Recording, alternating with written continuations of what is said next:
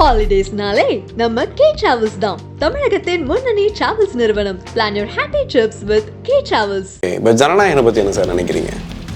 ஜனநாயகன் அது ஒன்றும் பெரிய ஒரு இம்பேக்ட் எதுவும் எனக்கு ஏற்படுத்தலை.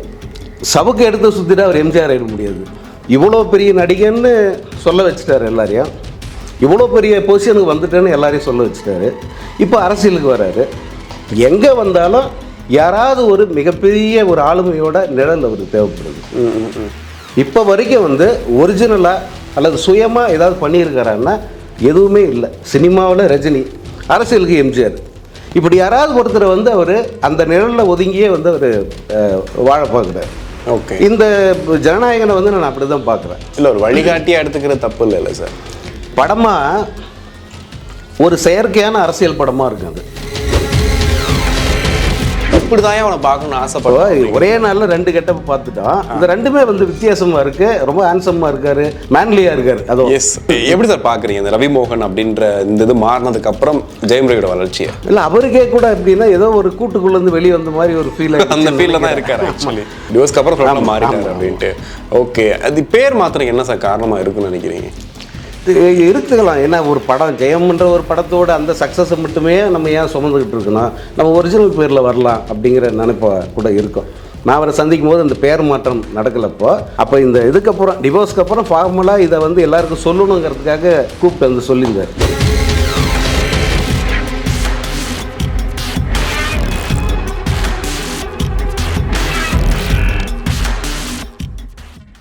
Aghaim Tamil has the highest viewership in India, USA, UK, Dubai, UAE, Saudi, Malaysia, Singapore, Norway, Sweden, Switzerland and Denmark.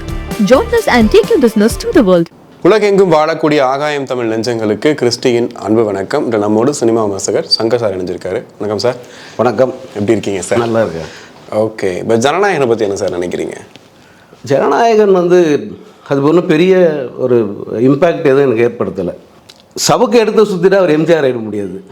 சபுக்கு எடுத்துகிட்டு நானே இட்டாலும் அந்த எம்ஜிஆரோட இமேஜ் வந்துருமா? அல்லது எம்ஜிஆர் ரசிச்சவங்களெல்லாம் இவர் தான்டா எம்ஜிஆருக்கு வாரிசு, அடுத்த எம்ஜிஆர் நீ தான் சீட்டில் போய் உட்கார்ற முதல்வர் சீட்லன்னு சொல்லிடுவாங்களா? அதெல்லாம் ஒருபோதும் நடக்காது. அப்படி அதாவது இவ்வளோ பெரிய நடிகன்னு சொல்ல வச்சுட்டார் எல்லாரையும். இவ்வளோ பெரிய பொசிஷனுக்கு வந்துட்டேன்னு எல்லாரையும் சொல்ல வச்சுட்டாரு. இப்போ அரசியலுக்கு வர்றாரு. எங்கே வந்தாலும் யாராவது ஒரு மிகப்பெரிய ஒரு ஆளுமையோட நிழல் அவருக்கு தேவைப்படுது. இப்போ வரைக்கும் ஒரிஜினலாக அல்லது சுயமாக ஏதாவது பண்ணியிருக்காரான்னா எதுவுமே இல்லை. சினிமாவில் ரஜினி, அரசியலுக்கு எம்ஜிஆர், இப்படி யாராவது ஒருத்தர் அவர் அந்த நிழலில் ஒதுங்கியே அவர் வாழ பார்க்குறாரு. ஓகே, இந்த ஜனநாயகனை நான் அப்படி தான் பார்க்குறேன். இல்லை, ஒரு வழிகாட்டியாக எடுத்துக்கிற தப்பு இல்லை சார். அப்படி வழிகாட்டியாக யாரை இது பண்ணியிருக்காரு?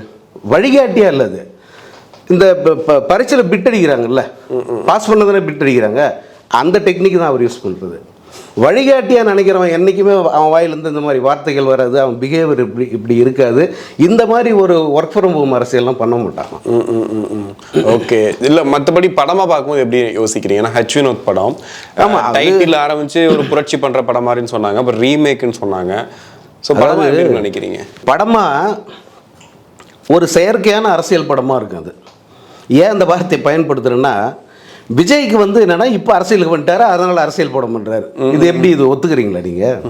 நான் அரசியலுக்கு வரேன், அதனால் அரசியல் படம் பண்ணுறேன். நீ என்னவா வேணா இரு, ஆனால் ஒரு கதையை சரியாக ஒரு படமாக பண்ண, ஒரு நோக்கத்தோடு பண்ணக்கூடாது. அதை ஒரு பர்பஸோடு பண்ணாக்க அந்த படம் கண்டிப்பாக அடி வாங்கும். சிவாஜி கணேசன் அரசியல் நுழைஞ்சு கட்சி ஆரம்பித்த பிறகு என் தமிழ் என் மக்கள்னு ஒரு படம் எடுத்தார். அவரோட சொந்த படம். சந்தானம் தான் டைரக்டர். தெரியும், அவருக்கு நல்ல நேம் இருக்குது அந்த டைரக்டருக்கு. ஆனால் சிவாஜியோட அரசியலுக்காக எடுக்கப்பட்ட படம் அது. அந்த காலகட்டத்தில் குறைஞ்சது எவ்வளோ குப்பை படம் வந்தாலும் குறைஞ்சபட்சம் ஒரு 50 நாளில் ஓடும்.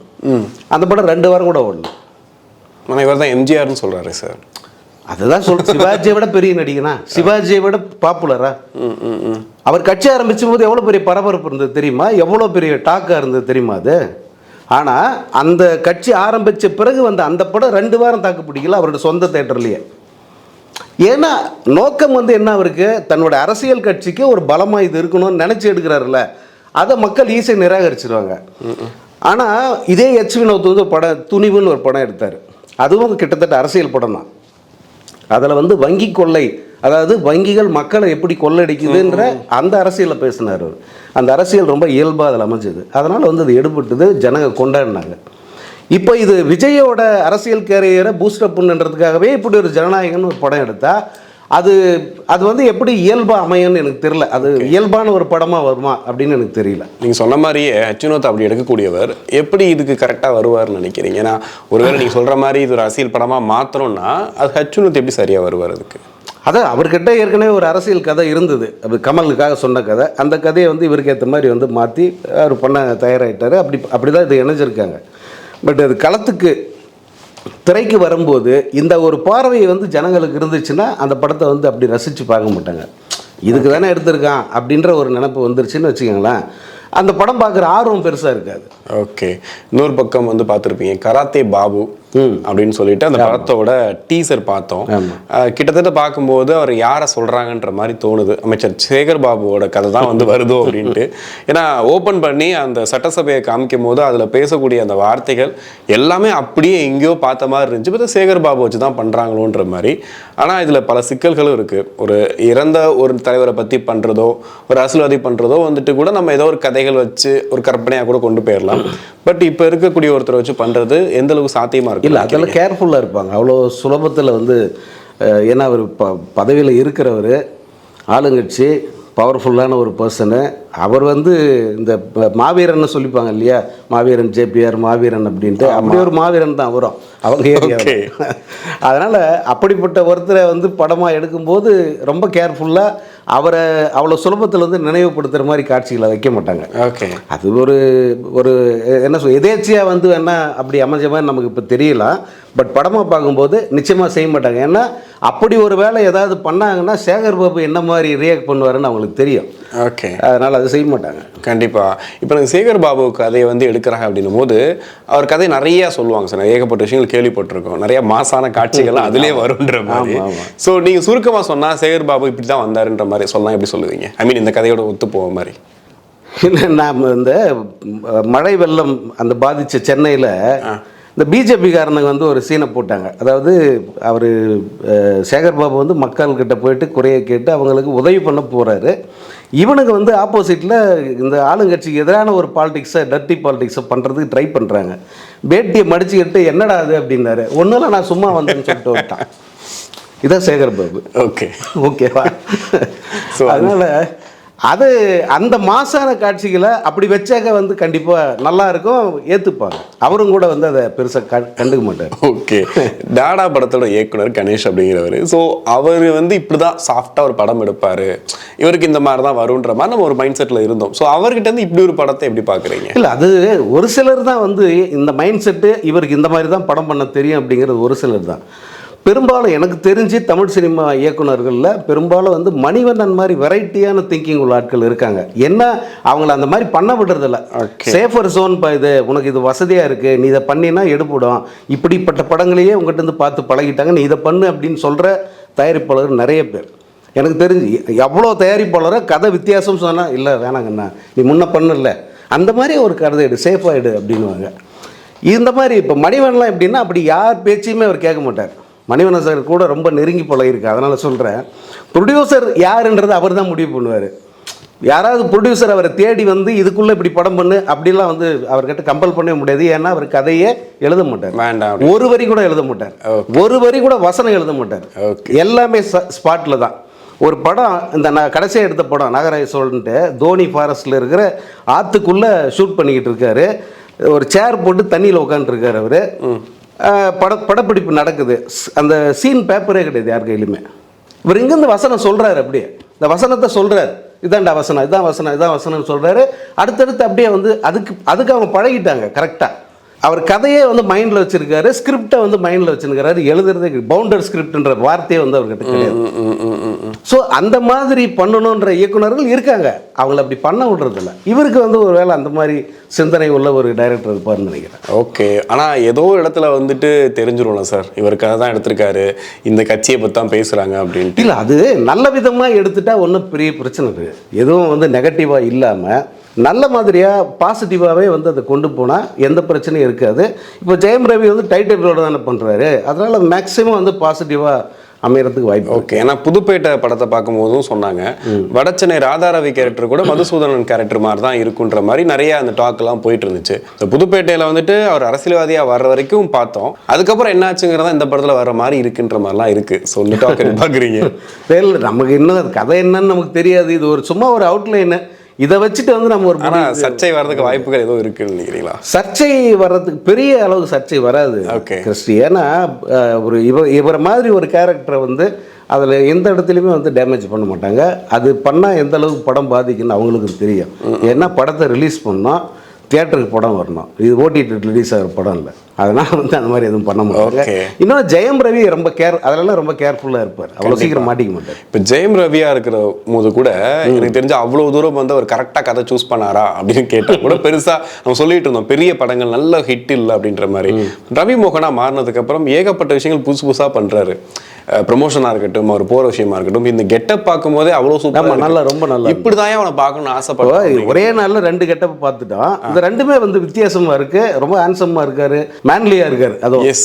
எப்படி சார் பார்க்குறீங்க இந்த ரவி மோகன் அப்படின்ற இந்த இது மாறினதுக்கு அப்புறம் ஜெயம் ரவியோட வளர்ச்சியை? இல்லை அவருக்கே கூட எப்படின்னா ஏதோ ஒரு கூட்டுக்குள்ளேருந்து வெளியே வந்த மாதிரி ஒரு ஃபீல், அந்த ஃபீலில் தான் இருக்காரு ஆக்சுவலி. அதனால் வந்து எனக்கு கடைசியாக நான் அவரை பார்க்கும்போது கிட்டத்தட்ட 1 மணி நேரம் பேசினார்.